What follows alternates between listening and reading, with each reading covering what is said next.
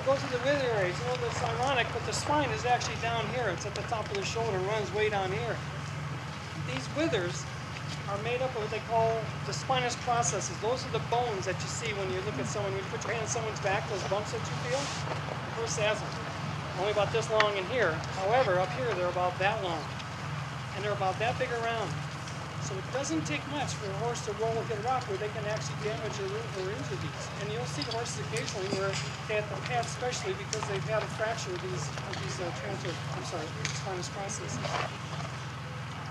Also, if you have a ill-fitting saddle, pressure on one side more than the other, that can also cause a lot of muscle tightness, which can pull these over and pull them out, so to speak. They're not sitting straight where they're supposed to. They actually kind of cock to the side. And what I do is, I palpate, and I just kind of move, and we're trying to make sure that everything's where it belongs. So this horse, this is actually pretty good. And I put my hand, and I use some pressure. I see people, some at the vet checks, and I really disagree. Horses are extremely sensitive. They have voluntary muscle control. They can twitch their muscle anywhere they want in their whole body. We see them do that with flies.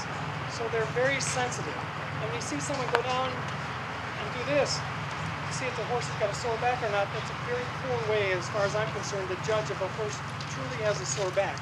It may tell me that he's sensitive, and it may tell me that maybe the saddle has been rubbing that caused sensitivity, but it's not necessarily sore. When I palpate with my thumb and my finger and I go down their back, and if I see a horse drop, then I know they're sore. That's my cue to say, yes, there is some muscle tightness.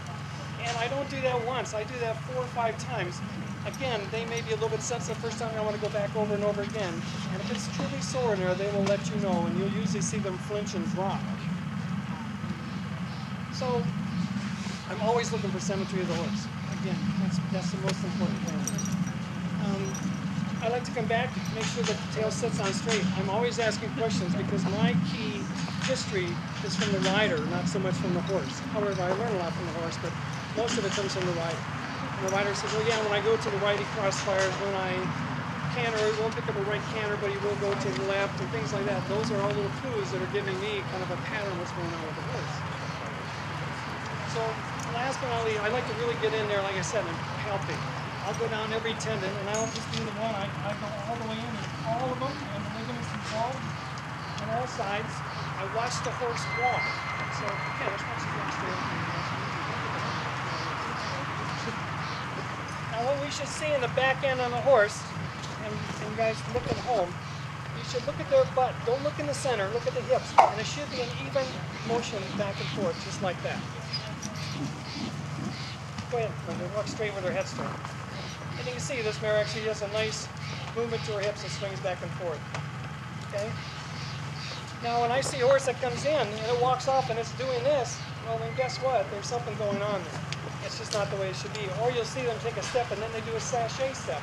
A nice step and a sachet step. There's something going on. And you think about that, biomechanically, that horse is designed to go down that trail and be as stable and biomechanically sound as it can be. Now, if it's doing this, after a period of time, 50 miles, 75, 100 miles, it's going to catch up to you. It's going to take its toll after a while. When I went to my class, there were several, I think there was like 15 vets in my class, and I think 8 chiropractors. And they brought out a 24-pound roast, and they set it down on a table, and said, now that's the glute and the semimembranosus and tendinosus muscle on the horse's butt. That's just this first layer right here. It's not even going to the muscles deep below that. And they would take a hammer and hit it, and you couldn't even feel that with your hand underneath that roast. You just couldn't feel it. So there was a few tools that I found, and one is this little activator gun, this electric activator gun. It fires at 2 millimeters a second. And that activator gun, I do it along the whole horse. And we start in the deep muscle areas, and I go along with the activator, and it kind of really puts a little jumper and kind of dodges them. And the little it's a circumferential pressure that goes in, compression. It's 60 degrees in the circle and goes out as it goes in. And so that was one of the few things that I could actually feel underneath this 24-pound roast. And then they brought in another unit they have. It's called an alpha sonic. It's like a low frequency sound wave. It's like an ultrasound, except it's low frequency instead of high frequency. And that lets out a pulsating sensation. And that drives in about 6 to 8 inches. When I put that on this hip, I can feel it on this hip. When I put it on the horse's skeletal system anywhere, you can put your ear anywhere in the horse and you'll feel the horse just vibrate and have a buzz to it. So I like that because it kind of massages the horse from the inside out. It's really, really a good unit. People that have multi-horse barns or they really use their horse on, I recommend that they get an ultrasonic. I think it's probably the best tool that's out there to work on your horses. And when you use it on a horse, I assure you, when they get done, their head is usually just hanging like that. In cross ties, the only thing holding their head up is the cross ties. They get really, really relaxed. And another nice thing about it, when you put it on a joint, if there's some inflammation, at first they may not like that because it's already inflamed and sore, and you drive the sound wave through there. And so they start, if they have a sore hock, for example, they'll start kicking that hock away from me. So I like to go in there and kind of work it, and if I keep it on there for a little while, all of a sudden it feels good to them and they relax and they really kind of lean into it. But it kind of is also a little bit of a diagnostic tool to tell me what's going on. So whether or not we need to call a vet or contact the vet or not to take care of the horse.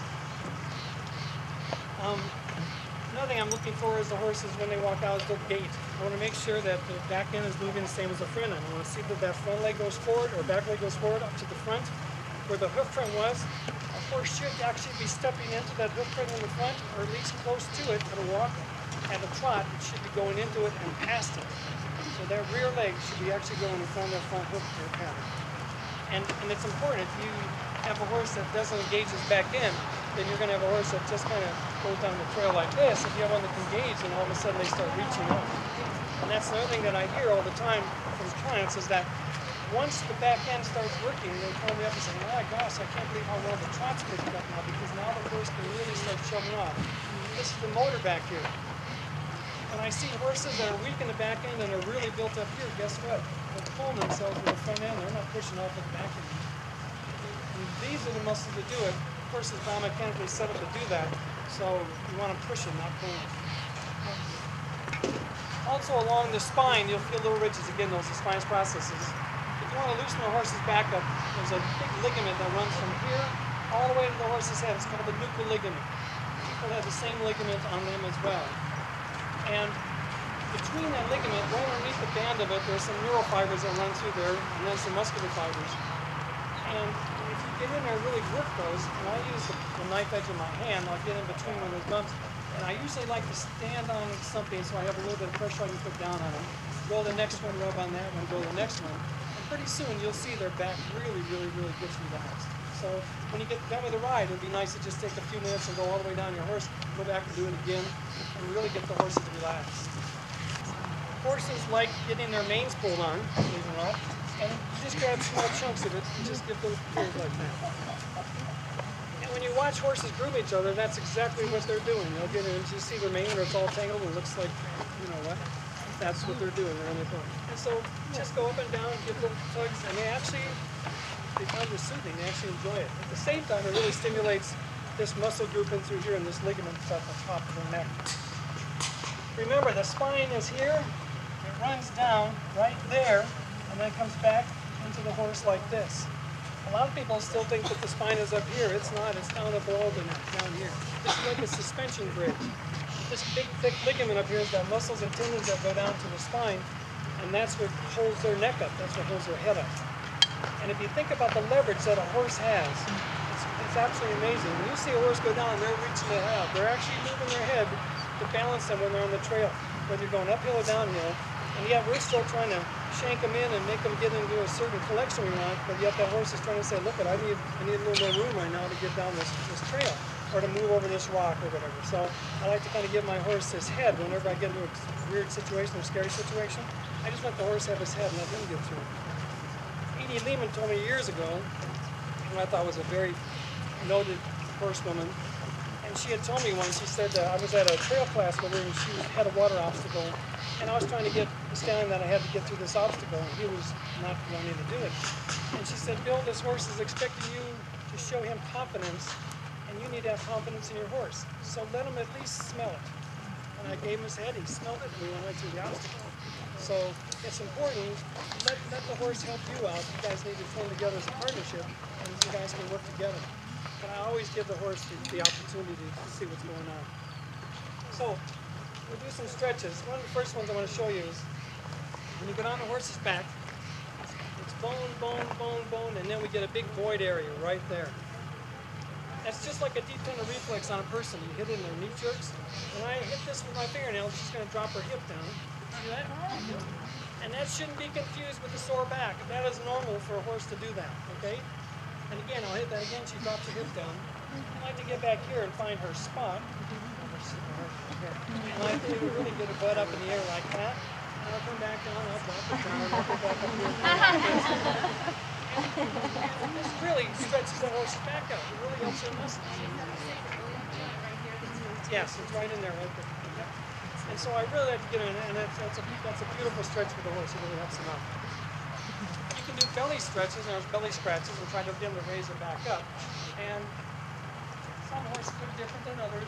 I have some that really arch up, and some are not quite that much. This mare is not quite as sensitive to it. But I just get off the center line of the belly. There's a big muscle group right here. I just get right inside of that, and I scratch that with my fingernail, and sure enough, she'll raise her back up. So this one here is great. I like when I get done with a rider before I even go out on the trail. I'll just hit that a few times and get them to really stretch out and go for a trail ride. I like to then stretch the legs out. I think the legs are probably the most important thing. And once again, clients tell me, you know, my dressage horse, it just doesn't have that extended trot like you used to. And we just go in there and just do these leg and hip stretches, and all of a sudden, they get this back again. A horse will move in what they call a comfort zone. So that horse is going on the trail, and that doesn't hurt them. You ask them to go faster, farther, harder, and that does, and they don't like it, so they get back into their comfort zone again. Whenever I go up to a horse, I'm always rubbing up against it. I want it to know I'm here. I want really good contact with the horse. And I always stand with my back to the horse. Usually when I'm doing this, I'm like this. If I get kicked, which happens once in a while, my legs will go off from underneath me like this, and all I'm going to probably get is a bruise. I get a bruise in my butt. But if you're standing like this, and you do that, and you get kicked, and you go back an extension, you're going to have to get a knee replacement. So I like to always kind of protect myself. And I always kind of put my hip against the horse. The thing I like to do is I like to grab the horse's leg. And you saw that she kind of wanted to pick that up. So horsey will hold it up there, and they'll hold it up there. Don't try to move it. Wait till they give it to you, and then all of a sudden they'll just kind of give it to you like that. I like to take that back leg, and I like to take it almost up to the front. And then I like to bounce it in towards her stomach, just like that. See how that opens up that hip joint? That's really a good stretch.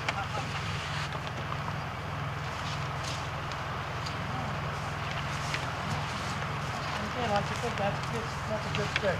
I like to sit there and just take them up like this and do a stretch that way. And then with my hand on their hop, just like a bucket. And then we like to shoe her. I'm just going to put my leg out there, and I want this mare to stretch her leg back. Now, stretch the front end. I like to kick it in immediately, so I put this leg so it's parallel with the other one, and I use my leg, and I just simply push in and hold it, and I'll bring it out a little bit. Push it back in again, medium distance, and just hold it for a couple seconds. I'm going to bring it out back, just like that. And again, I like to desensitize. I like to use the arm to keep kicking the leg. Now I get up underneath the elbow. I like to do a stretch just like this.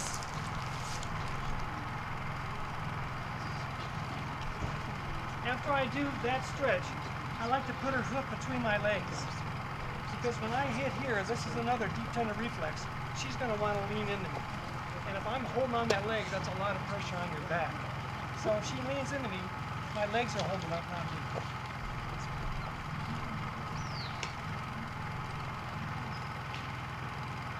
But you'll see when I do the other side, she will really lean into me.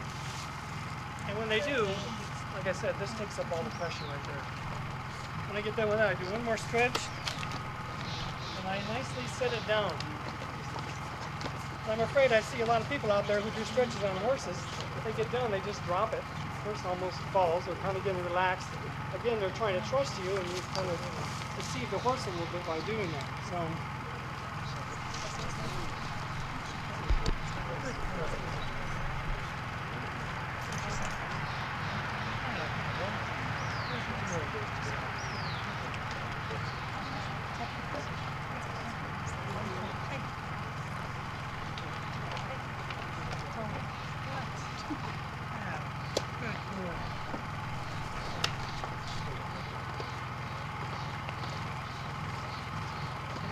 walk it out backwards. There it goes. That's a really good stretch. See that toe dip right there? That's an excellent stretch right there. And I lift up on it one more time. And you see people move a horse's back, the joints. There's two types of movements. There are non-leverage moves and leverage moves. When you move a horse around, I like the horse to have its own foundation. And when I adjust the pelvis or the spine or I work on the muscles, I will actually make an adjustment while the horse is on standing on all fours. You'll see some people that will take the leg back and make an adjustment. That's a leverage move. And you can actually hurt a horse with a leverage move. I never ever recommend a leverage move. And I've actually seen a number of horses that have been hurt by that, by doing it that way. So I don't recommend doing that.